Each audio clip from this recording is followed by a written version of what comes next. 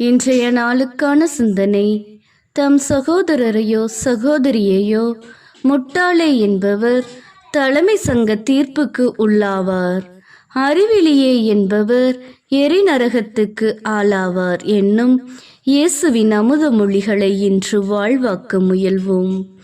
நம்மில் பலருக்கும் இழிவான, கண்ணிய குறைவான, பிறரை புண்படுத்தும் சொற்களை பயன்படுத்தும் வழக்கம் நீண்ட கால பழக்கமாகவே மாறியிருக்கலாம்.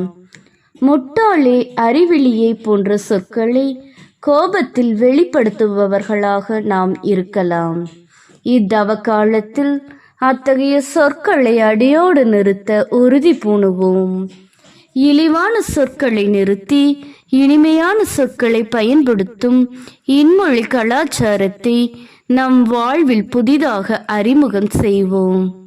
நமது சொந்த தன்னாய்வின் மூலமாகவும் நமக்கு நெருக்கமானவர்களிடம் உரிமையோடு கேட்பதன் வழியாகவும் தரமற்ற சொற்கள் எவற்றையெல்லாம் நாம் பயன்படுத்துகிறோம் என்பதை முதலில் கண்டறிய வேண்டும்.